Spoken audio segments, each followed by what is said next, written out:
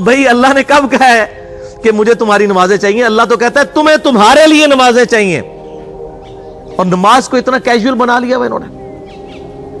صحیح مسلم کے اندر حدیث ہے، آپ صلی اللہ علیہ وآلہ وسلم نے فرمایا بندے کے کفر اور اسلام کے درمیان فرق ہی نماز ہے۔ جو نماز پڑھتا ہے وہ مسلمان ہے، اور جو نماز نہیں پڑھتا وہ پاکستان کے شناختی کارڈ میں مسلمان ہے، اللہ کی ڈیفینیشن میں وہ عملاً کافر ہے۔ صحیح مسلم انٹرنیشنل نمبرنگ کے مطابق 246 نمبر حدیث ہے، آپ جا کے پی ڈی ایف کھول لیں، اسلام 360 میں جا کے 246 نمبر حدیث صحیح مسلم کتاب الایمان چیپٹر میں کھول کے دیکھ لیں کہ بندے کے کفر اور اسلام، شرک اور اسلام کے درمیان فرق ہی نماز ہے۔ آپ بے شک اپنے آپ کو مسلمان کلیم کرتے رہے، لیکن وہ شناختی کارڈ والا مسلمان ہے، نکاح طلاق والا مسلمان ہے، اس کا جنازہ بھی پڑھ دیا جائے گا، پیدا ہوگا اذان بھی دے دی جائے گی، اللہ کے حضور وہ مسلمان نہیں ہے، وہ بس کلمے کا ہی ہم احترام کرتے ہیں، ادروائز تو عملاً کافر ہے وہ۔ اسی طریقے سے جامعہ ترمذی میں حدیث ہے، سنن نسائی کے اندر حدیث ہے، سنن ابن ماجہ کے اندر حدیث ہے کہ آپ صلی اللہ علیہ وآلہ وسلم نے فرمایا جس نے نماز چھوڑ دی گویا اس نے کفر کیا، من ترک الصلاۃ متعمدا فقد کفر۔ اس سے زیادہ اور کیا سخت بات کی جائے کہ کسی کو یقین آئے کہ جس نے جان بوجھ کے نماز چھوڑ دی اس نے کفر کیا۔ اب جان بوجھ کے یہ نہ سمجھیے گا کہ جی میں بال بچیاں دے یہ کمائی کرتا رہنا تھا منو ٹائم نہیں ملتا۔ جان بوجھ کی ڈیفینیشن بھی نبی علیہ السلام نے بخاری اور مسلم میں موجود ہے کہ اگر کوئی شخص بے ہوش ہو جاتا ہے یا سویا رہ جاتا ہے، یہ دو آپشنز ہیں، یا تیسرا آپشن ہے وہ بھول جاتا ہے، تو جیسے یاد آئے اسی وقت وہ والی نماز پڑھ لے۔ لیکن جو شخص دنیا کو ٹاپ پرائورٹی مانتا ہے، اپنا آفس چھوڑنے کے لیے تیار نہیں، اپنا کلینک چھوڑنے کے لیے تیار نہیں ہے، اور اپنی دکان چھوڑنے کے لیے تیار نہیں ہے نماز کے لیے، تو ظاہر ہے کہ وہ تو اپنے آپ کو دھوکہ دے رہا ہے۔ اللہ تعالیٰ تو اپنے معاملات کے اندر بالکل سٹریٹ فارورڈ ہے، بالکل یہ ذہن میں رکھ لیں۔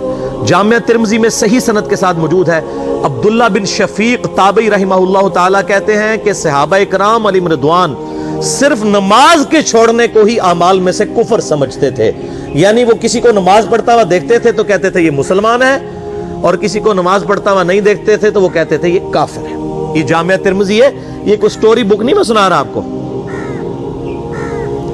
مسند احمد میں صحیح سند کے ساتھ حدیث ہے، نبی صلی اللہ علیہ وآلہ وسلم نے معاذ ابن جبل سے فرمایا معاذ اللہ کے ساتھ کسی کو شریک نہ ٹھہرانا، خواہ تمہارے ٹکڑے ٹکڑے کر دیے جائیں، تمہیں سولی پہ چڑھا دیا جائے، تمہیں آگ میں جلا دیا جائے، اللہ کے ساتھ کسی کو شریک نہ ٹھہرانا، اور معاذ نماز بھی نہ چھوڑنا، کیونکہ جس نے نماز چھوڑ دی اللہ تعالیٰ کے ذمہ کرم سے وہ نکل گیا، اللہ کے حضور اس کے لیے کوئی حصہ نہیں ہے جس نے نماز چھوڑ دی۔ کتنا کرٹیکل ایشو ہے۔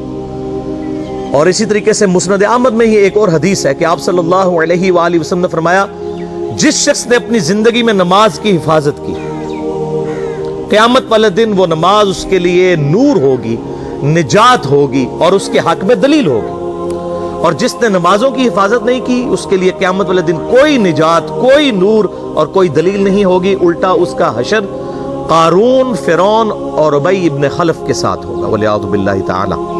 یہاں تو ہم کہہ دیتے ہیں یا اللہ جو کچھ بھی ہے تیرے محبوب کی امت سے ہے، یعنی یا اللہ ہم نے تو اپنی اصلاح کوئی نہیں کرنی، ہمیں اسی طریقے سے ہی قبول کر لیں، والعیاذ باللہ تعالی۔ اور کچھ ویسے علماء کا بھی اس میں بڑا برا کردار ہے کہ انہوں نے نماز کو بھی اتنا مشکل فرض بنا کے پیش کیا ہے کہ ایک عام آدمی کے لیے، اور جو دنیاوی معاملات کے اندر بھی انوالو ہے، اور کسی ایسی عورت کے لیے جس کے کئی بچے ہیں، مطلب اس روٹین کے اندر اس نماز کو مینج کرنا مشکل ہو جاتا ہے۔ ہمیں تو عشاء کی صرف 17 رکعتیں بتا دی گئی ہیں، حالانکہ 24 گھنٹے کے اندر ٹوٹل نماز کی رکعتیں 17 ہیں جن کی اکاؤنٹیبلٹی ہے۔ اور میں یہ بڑے یعنی وثوق کے ساتھ ایک ذمہ دار مبلغ کی حیثیت سے یہ بات کر رہا ہوں۔ آپ صحیح بخاری اور صحیح مسلم کھول کے دیکھ لیں، فرض نمازوں کی تعداد جو ہے وہ 5 آئی ہے، اور ان کی رکعتوں کی تعداد بھی بیان ہو گئی ہے۔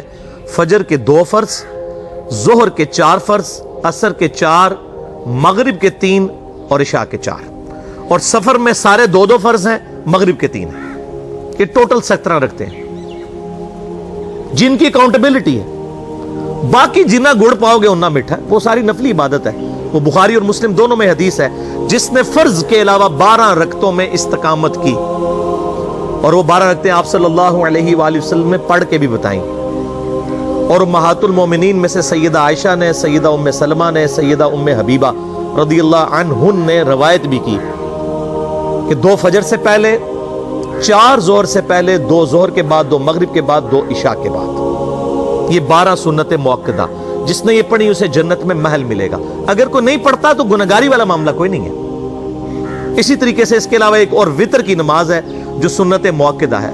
وہ سیدنا مولا علی رضی اللہ تعالیٰ عنہ علیہ السلام کا قول ہے کہ وطر سنت ہے، سنت ہے، سنت ہے، مگر اسے مت چھوڑو. ہے سنت ہے لیکن تاکیدی ہے. آپ صلی اللہ علیہ وآلہ وسلم نے سفر میں بھی وطر اور فجر کی 2 سنتیں پڑھی ہیں، لیکن یہ صرف افضلیت کے اعتبار سے تاکیدی ہیں، ان کی کاؤنٹیبلٹی کوئی نہیں ہے. البتہ یہ ضرور ہے، سنن ابی داؤد میں ایک حدیث ہے کہ جس کی قیامت والے دن فرضوں میں کوتاہی نکل آئے گی تو اللہ تعالیٰ فرمائے گا میرے بندوں کی جو نفلی اور سنت عبادت ہے اس کو توڑ لو اور فرضوں کے ایکویلنٹ قبول کر لو. تو آپ اگر یعنی سنتیں پڑھیں گے تو اس کے ایکویلنٹ نفلوں کی کوتاہی پوری ہو جائے گی، ادروائز اکاؤنٹیبلٹی اس کی کوئی نہیں ہے. یہ ذہن میں رکھیے گا. صحیح بخاری اور مسلم دونوں میں حدیث موجود ہے. ایک صحابی آئے، انہوں نے کہا یا رسول اللہ صلی اللہ علیہ وآلہ وسلم میں جنت میں جانا چاہتا ہوں، مجھے کوئی شارٹ کٹ بتا دیں. آپ صلی اللہ علیہ وآلہ وسلم نے فرمایا اسلام لانے کے بعد نماز، فرض نماز کو قائم رکھ. پھر فرمایا فرض زکوٰۃ ادا کر، فرض روزے دے، روزے جو ہیں وہ ان کو ادا کر اور روزے رکھ. حج اس وقت فرض نہیں ہوا تھا، وہ زندگی میں ایک بار ہے. تو اس نے کہا یا رسول اللہ صلی اللہ علیہ وآلہ وسلم جتنا آپ نے مجھے بتایا نہ میں اس میں ایڈ کروں گا نہ اس میں سے کوئی چیز مائنس کروں گا. اور یہ کہہ کے وہ چلا گیا. آپ صلی اللہ علیہ وآلہ وسلم نے فرمایا اگر کسی نے کسی جنتی شخص کو دیکھنا ہے تو اس کو دیکھ لو جو یہ کہہ کے گیا کہ میں فرض نماز سے زیادہ کوئی نماز نہیں پڑھوں گا، صرف فرض روزہ ہی رکھوں گا، فرض زکوٰۃ ہی دوں گا. اب روزہ اور زکوٰۃ میں تو ہمارے علماء کو اور عام پبلک کو بھی جو دیندار لوگ ہیں ان کو ہضم ہوتی ہے کہ کوئی شخص یہ نہیں کہتا کہ بھئی پیر اور جمعرات کا روزہ. صحیح مسلم میں حدیث ہے کہ آپ صلی اللہ علیہ وآلہ وسلم کے نفلی روزوں کی یہ روٹین تھی. کوئی آپ کو یہ نہیں کہے گا کہ جس نے جمعرات اور پیر کا روزہ نہ رکھا اس کے رمضان کے روزے ہی قبول نہیں ہوں گے. کوئی کہتا ہے؟ کیونکہ ان کو پتہ وہ نفلی ہے. اسی طریقے سے زکوٰۃ تو صرف 2.5% ہے نا، باقی تو نفلی صدقات ہیں جتنے مرضی دیں.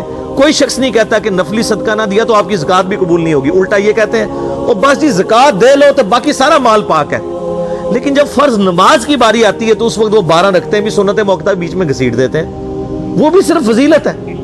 ٹوٹل 17 رکھتے ہیں، 2 فجر کی، 4 ظہر، 4 عصر، 3 مغرب، 4 عشاء.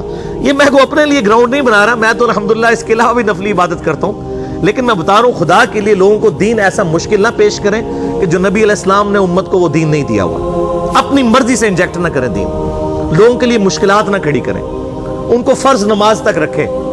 پھر انشاءاللہ کئی لوگوں کو میں نے اس نے نماز شروع کروائی، انہوں نے سنت نماز بھی، نوافل بھی شروع کر دی ہیں. لیکن آپ کم از کم وہ ڈیٹم لیول تو اچیو کروائیں لوگوں کا. لیکن فرض نماز کی باری آتی ہے کہتے ہیں جی سنتے بھی حصہ ہیں. کہاں سے میرے بھائیو حصہ ہیں؟ وہ 17 رکھتے ہیں. سنتیں پڑھیں گے ثواب ہے، نہیں پڑھتے گناہ کوئی نہیں ہے. تو کم از کم فرض تو ادا کریں. اس کے لیے آپ کو ٹوٹل 24 گھنٹے میں میرے خیال ہے 40 منٹ بھی نہیں چاہیے فرض پڑھنے کے.